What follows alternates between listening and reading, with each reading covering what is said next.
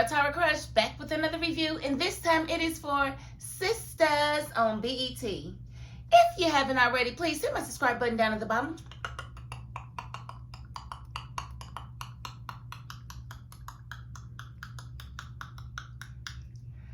Thank you very much, and I want to get right into this review because I'm not even gonna lie, I'm left dumbfounded. What was that all about? That was quite a cliffhanger, and I don't appreciate it because it came out of left field. But I have a feeling, I think I know what it's about, but I'm not for certain. We just gonna have to see. But let's go ahead and start with the actual episode, and we open up with Sabrina on the phone with Danny, and Danny is explaining to her that Preston has gotten married, and she's visibly upset about it. But Sabrina's trying to get her to open up about her feelings, and Danny's basically on some, it is what it is. He did what he did. I'm not really tripping, whatever. That's where Danny's mind is, and Sabrina's like, that can't be true because you really liked Preston. And she reads the message from Preston, and it was something to the effect of, you made your decision and I made mine. You are blocked from my phone and out of my life, blah, blah. Okay, bye, boy. Don't nobody care. Like, you did all this, like, really had a whole hissy fit and married a whole woman knowing you wanted to be with me. So who really won? Like, you got to block me? That's fine. Bye. Block me then. Why am I even reading this message? I should have never heard from you. That's what it should have been. I should have just never heard from you. You didn't have to do all this, but whatever.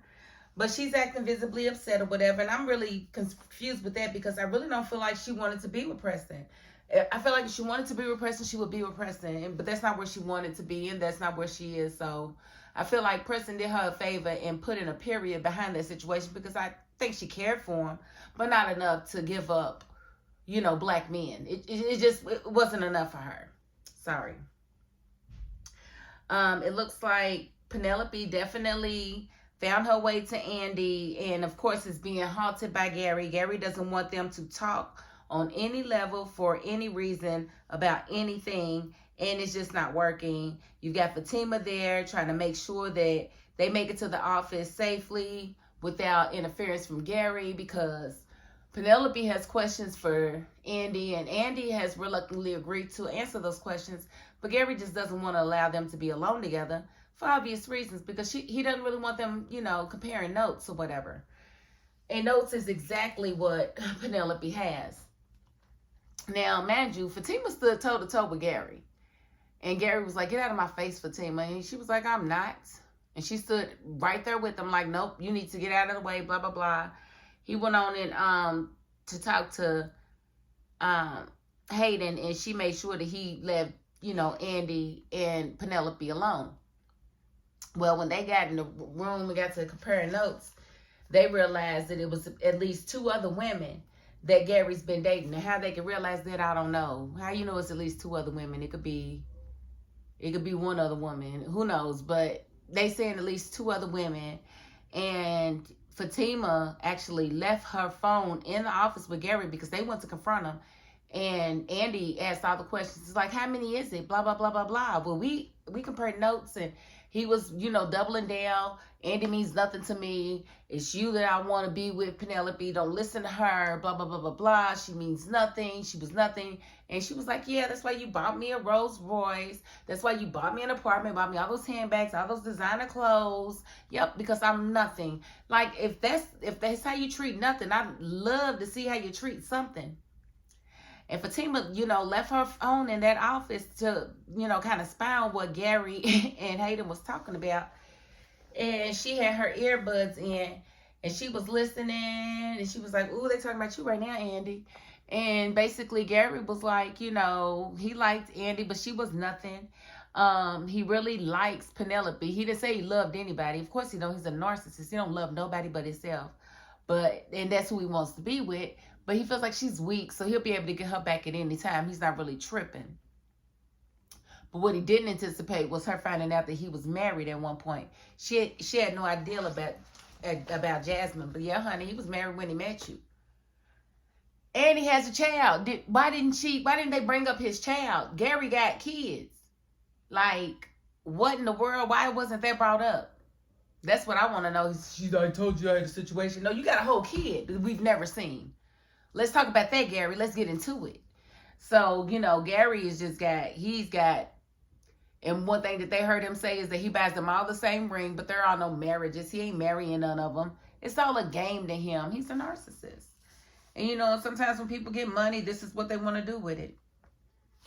It's crazy, but Hayden is definitely in his feelings about Samara, and he feels like, of course, it's all Fatima's fault, which is partially Fatima's fault for bringing the girl into his life.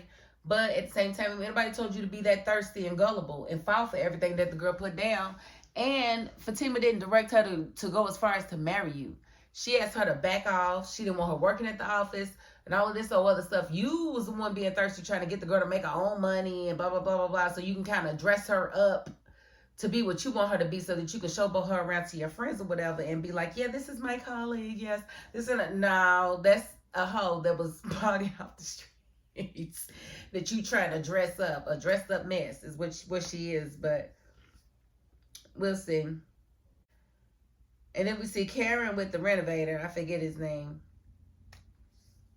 Y'all have to help me. And they're meeting at the new location with the realtor. I guess Zac had referred her to Valerie, and Valerie referred her to Chelsea, and Chelsea came in with all this mouth, wanting to know all these questions. And so they were talking. When Chelsea got there, Chelsea wanted to know what the location was going for, and he said $159 per square foot, and she was like, that's a great price. They went back and forth a little bit, and when he left out, she let it be known that he does something to her, that she feels like he's got the perfect body, the perfect this, the perfect... Girl, did they cast the right person? That is Jason Weaver. He is not all that perfect. Like, what in the world is you talking about? We can see him. I'm just saying, he all right, but he ain't... No, that's not him. No, and you're not about to make me feel like that's what we dealing with here, because I don't feel it at all. Nope. He all right. But basically, she was saying that he's the perfect husband, perfect father, perfect businessman.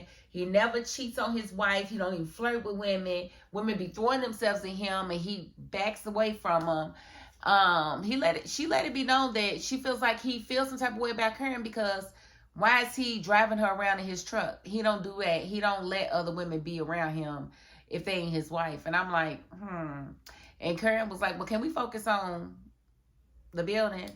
And she asked her how she basically got the referral. And she said, well, you know Zac? And she was like, yeah. And she was like, well, how do you know Zac? And she was like, he's the father. He's the father of my child. She was like, oh, really? Well, how old is your baby? And she was like, I'm pregnant with him now. And the girl looked, and she was like, no, it didn't happen when he was with Fatima, because I know that's what she's like, yep, I sure was. She said, you need to work on your poker face. Like, you really do. Girl, you are giving it all away. But basically, that was that situation, and he came back in, but she did tell her that the $159 a square foot was a good price, but they was going to try to, work him down since he came in so low, because she felt like he really must like her to come in so low at that price. And he probably does, but we'll just have to see what his plans are for Miss Karen. Like, if he's that good a husband and whatnot, why is he even flirting like this with Karen? Like, he done bought the girl stuff for a baby that ain't even a baby's age. Like, he trying to prepare her for the years to come. Like, what's really going on? I thought he had some type of coke going on over there. I guess it still remains to be seen, but I don't know. We will have to see. And then we got Zac and Fatima. Zac called himself wanting to give Heather $100,000 for their son. And Fatima thinks it's a terrible idea. She feel like Heather ain't gonna do nothing but exploit the situation. If he offers her $100,000, she gonna ask for $1 million. And he don't believe her. He feel like he shouldn't have to negotiate with his son. He feel like she'll take the money for right now, and as long as they got the son in their custody, who cares what she tries to come back and give it later? She ain't gonna be able to get it because they already have him. It don't really work like that. Like, you literally got to go through the court system, and she would have to tell the courts look, I want him to live with his father. Because clearly these courts don't care nothing about this child. They ain't doing no child welfare checks or nothing. You can call CPS and they're not going to go out and check the location or make a report or anything. So this child can pretty much die and they're not going to say anything until the child dies, and then they'll bring up charges against the mother. They don't care about the child being in a stable home. So Zac is really, at his wit's end trying to figure out what he needs to do to get his baby, out of harm's way and in a stable home. And so this was his idea. And, once Fatima realized, oh, Lord, you have made your mind up. Okay, well, at least, don't start with 100,000. Because if you start with 100,000, she gonna jump up. And he was like, I don't think, he didn't really believe her. So that's his plan, is to just basically go over there, offer her money, and see if he can get his son. We'll see how that goes. And then we got Sabrina calling Danny again. And it was just basically a one-sided conversation. We just saw Sabrina in her, I don't know, her Versace suit. I don't know what that suit is, but it's quite busy. And she had that suit on, talking to Danny, wanting to know why she doesn't want to do a double date. Sabrina's afraid. She knows her friend, and she feels like she's going to slut herself out if she doesn't go on this double date, and Sabrina can't monitor her. She feels like Danny's hurt from the whole Preston situation. She doesn't want her to sit there and have sex with Tony and mess up a good thing. Which, it could mess up a good thing, absolutely. But I hear a lot of situations where, couples who have been together 25 years had sex on the first date. So you really can't say what's going to mess up a good thing and what's not. If the vibe is super good, it can mess up the first date if you don't go there when the vibe is really saying this is what needs to happen. Which I really wouldn't care if it messed up the, the date or whatever. Because I'm not having sex on the first date. You done made that up. That's just me. I'm old school. I done been this long without having to do it, and I feel like I ain't got to do it now. It may be I'm just not the one for you, but I'm telling you, this here is not that easy to get, sir. You lucky to back the date. The date doesn't mean a nightcap, okay? No, it doesn't. It doesn't mean that at all. And if you think that, if I ever get the indication that you think you're going to get some and I not say you're going to get it, I make sure you never get it. You go in the friend zone where you belong.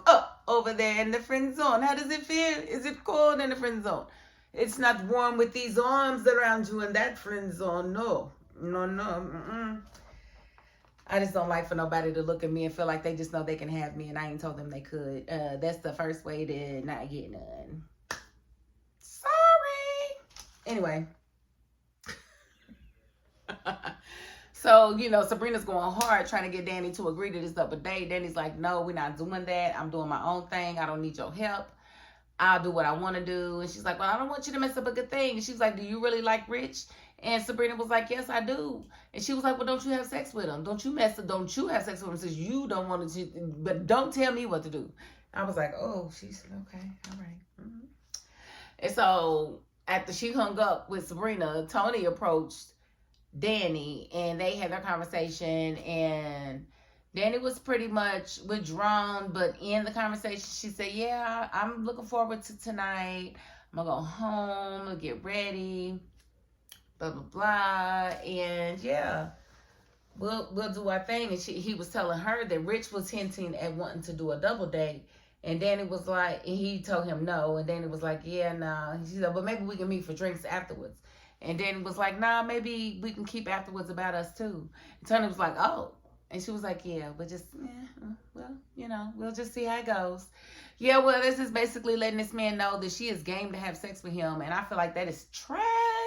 I feel like at any point, if you're going to do that on the first date, it should definitely feel,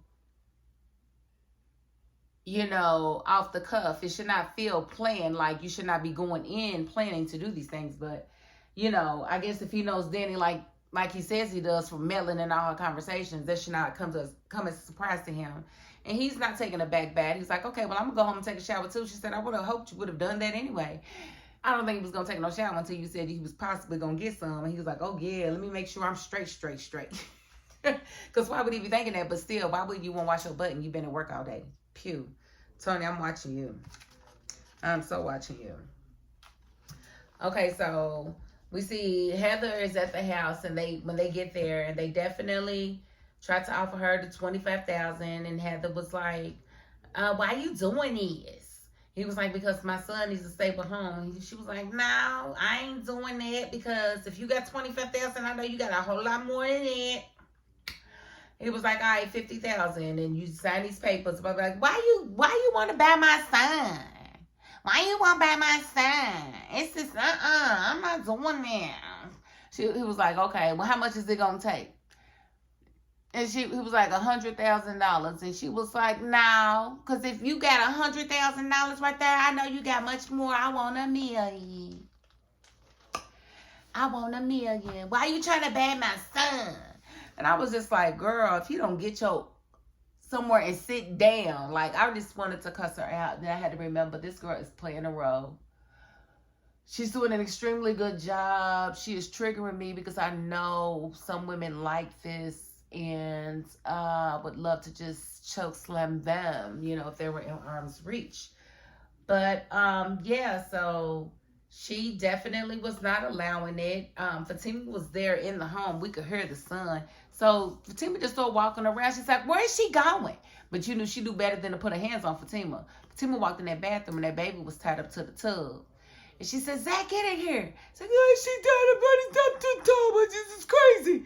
She's like, get out of my house. He be leaving and stuff. Girl. Now, why they wouldn't sit and take the time to take pictures? They should have taken pictures of how he was positioned in that tub. Like, I couldn't even tell that he was tied up or nothing. Like, it didn't take Zac no time to get him untied, but they didn't take no pictures, no evidence. She pretty much went in her purse to make sure Heather didn't call nobody, and they kidnapped that boy. Why they felt like it was okay to kidnap him, I don't know, but I don't know how that's going to work with their case. But this is not a good thing. Not a good thing at all. They really needed to take him. I hope what they do is they take him to the hospital to be evaluated, and they report to the hospital what it is that they witnessed and why they took the son from her location. That's what needs to happen, or they're going to be in hot water. You can't just take a child at gunpoint, a child that the court has said needs to stay with his mother, and expect for everything to be okay. But then again, this is a Tyler Perry series. Maybe everything will be okay. Who knows? And our handy dandy cliffhanger after Danny had told Tony no, she didn't want to be walked to the car, she would be fine, and blah blah blah and blah blah this. She gets to her car. Her car has been vandalized with some type of substance, and somebody's on the other side of it, and they sneak up behind her and choke her out and, you know, cover her face or whatever. So I'm not real sure who it is, but I have a feeling it's the guy that tried to assault her in her apartment. Remember his girlfriend coming by, and Danny was like, well, go on. I don't care nothing about him. I'm not scared of him, and blah, blah, blah. She's like, well, he's very dangerous, and he's definitely mad that you did what you did. And she was like, I don't care, blah, blah, blah. Well, I think she cares now, because I think that may have something to do with who's attacking her. And I got to look at the person. Like, I was taking pictures like crazy. I got a good look at the person, and it did not look like him. But that does not mean that he did not hire somebody to go and attack this girl, because he did know where she worked, and he didn't know what her vehicle. Well, you don't know what her vehicle looked like. Hold on. That dude don't know what her vehicle looked like, because she had to change vehicles because she messed hers up. She told hers out, remember? She got a new car. So if they did know, now how would they know it was her unless they was watching her when she got there? Or maybe they watched her from her place drive to work. I don't know. But either way, she's attacked. She's down. We don't know what's going on with Danny, but I'm assuming she's going to be okay. We just don't know exactly what's happening and why exactly it's happening. But I have a feeling Elijah, whatever his name was, is at the center of that. That's my guess. I don't think it's Preston. I think it's that guy. But y'all tell me what y'all think in the comments, because apparently season 7 starts next week, and so we ain't got no breaks. I appreciate that. I'm trying to get these watch hours up, and I appreciate y'all's support. So if you haven't already, please hit my subscribe button down at the bottom. And it goes without saying, if y'all like these reviews, share them, tell a friend, like, comment. I do reply. And I enjoy our conversations. Y'all keep me laughing. I ain't even gonna hold you. Y'all be like, I be keeping y'all like, y'all be keeping me laughing. That's how that goes. So we're just gonna have to wait and see how this season 7 chalks up. But it's gonna be good. I have a feeling we're gonna find out what's going on with this baby too. Like, whose baby is it? I ain't forget. I want to know what's going on with Aaron. I want to know what's going on with Big Bird, Robin. I want to know what's I don't care what's going on with Calvin. I don't care what's gonna happen with Maurice. I don't care what's gonna happen with Q. Who else don't we care about? That's about it. Everybody else can like just go away. Like, and I like these new budding relationships, and we'll see where they go. But again, if you aren't the subscribing type, you got to the end of this video. And that's more than I can ask of anybody. So thank you very much. And that is my $5.02. Peace.